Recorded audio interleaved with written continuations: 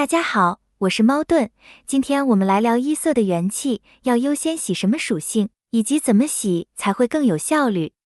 先来给大家科普一些基础的知识，左边3个是基础元气，主属性是固定的攻击、生命和防御，只有底下的随机4个副属性可以刷。百分比的攻击加成，只有在攻击元气里才会有。同理，生命加成只会出现在生命元气里，防御加成也只会出现在防御元气里。若你想要刷这些百分比的属性，就只能在对应的元气里去找。另外，已经出现在主属性里的属性，也不会在副属性中再次出现。还有一些特殊的属性，比如效果抵抗，是不会出现在攻击元气里的。效果命中不会出现在生命元气里，暴击伤害也不会出现在防御元气里。所以不要在不对的元气里去刷不存在的属性。右边的3个元气，主属性和副属性都是随机的，所以我们可以根据角色的需要来自由搭配想要的属性，里面所有属性都会有。主输出最需要的属性是攻击、暴击和爆伤，当中又优先以暴击和爆伤为主。一般来说，暴击只要有 70% 以上就可以了，爆伤最少要有 300%， 然后再争取 350% 以上。攻击力最少要有3000，然后尽量争取3500以上。这些都是输出比较看重的属性，优先满足这些需求，之后才慢慢的去追求速度。输出的速度在 PVE 还没有那么重要，能快过首领自然是最好，即使不能也可以靠拉条的去拉。但在 PVP， 除非你是肉队，不然整队的速度都会很重要。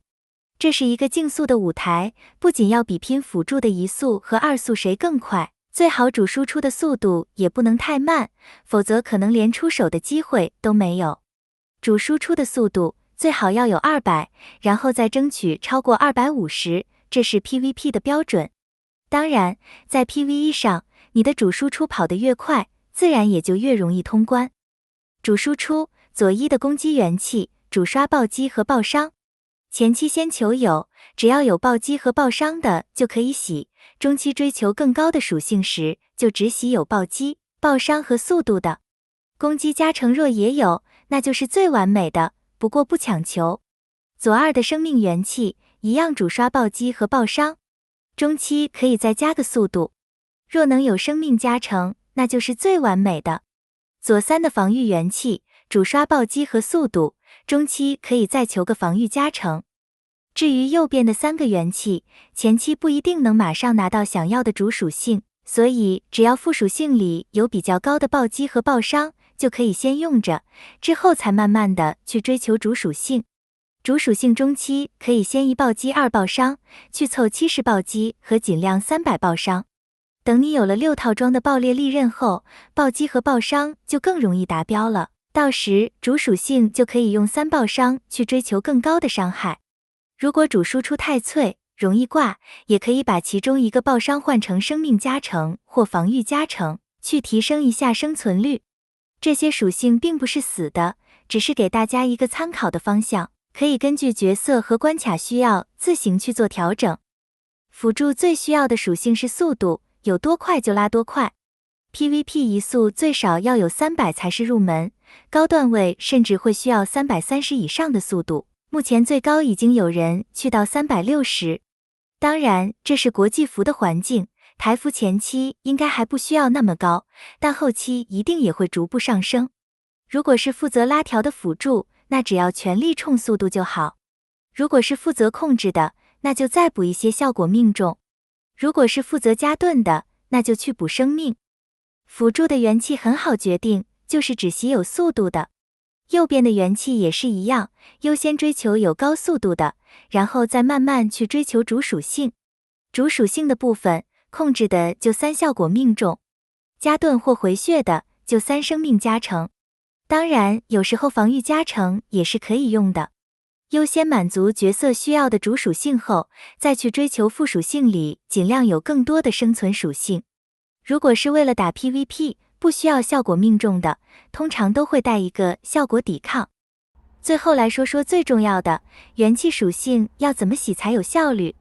元气只会在等级3、6、9、12、15时会提升一次副属性，也就是总共只有5次提升副属性的机会。属性也分品质的，一开始是白色，跳一次就会变成青色，跳2次就是蓝色，跳3次就是紫色，跳4次是金色。当5次都跳同一个属性，就是最完美的红色属性了。不用说也知道这个难度是最高的，这也是你的终极目标。一般来说，有金色的就已经很不错了，这是你的中期目标。红色真的可遇不可求，一般只会追求红色的速度，这就是你的终极目标。只要了解这些规律，你就不会漫无目的的随便乱洗元气了。洗属性需要的钱可是天价，而且等级越高，需要消耗的钱就会越多。升一个15级元气要68万，而你打一场就只有1万多，卖一个元气也只有5000。如果你每一个元气都胡乱的升15级，那么即使你刷了3天的双倍，恐怕也只能洗几个元气而已，这个效率就会非常低了。所以元气绝对不能随便洗，不然有多少钱都不够你用。只有2条属性的元气可以直接卖掉，因为你会浪费2次机会去开副属性，这么一来属性的最高上限就只会剩下紫色而已，所以不要浪费钱去洗只有2条副属性的元气。反过来说就是，只有一开始就有其4条副属性的元气，才有机会洗到红色属性。所以元气要优先挑有4属性的来洗。输出先挑同时有暴击和暴伤的来洗，然后再慢慢追求有暴击、暴伤和速度的。辅助则优先挑有速度的，然后再看角色需要，最好也有生命加成或效果命中。不过初始就有4条属性，又刚好有你需要的属性的元气，也不是那么好找的。所以前期只要初始有3条属性的元气就可以洗。除非你只想洗红色的，那就只挑初始4属性的来洗。一般我们会先求有紫色，再追求金色，最后才会去拼红色属性。我们以单洗速度为例，如果前期你真的完全没有速度，那紫色的也可以用。如果洗到6级还是没跳速度，那还可以考虑拼一下最后的3次会不会全跳速度。若9级也不跳速度，那这个元气就可以丢了，不要再浪费钱去洗。若你要的是金色属性，只要2次没跳速度，也就是6级没跳速度，就可以丢了。这样后期你就会有更多的钱去洗属性了。最后是矩阵的部分。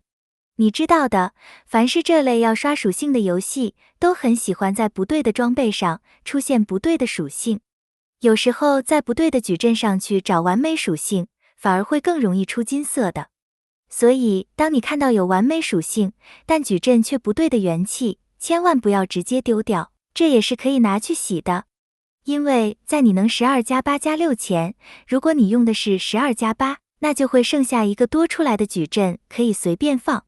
这时候就可以只看属性，而不用管矩阵了，我们称这种为散装。如果是要拼一速的辅助，也可以只满足疾驰的12件套就好，然后剩下的就全用散装。哪个有最高的速度就用哪个。6件套有速度装后就12+6，然后剩下的2个都用散装。好了，以上就是今天要分享的全部内容，如果觉得有用，就多多分享出去。感谢大家的收看，我们下期再见。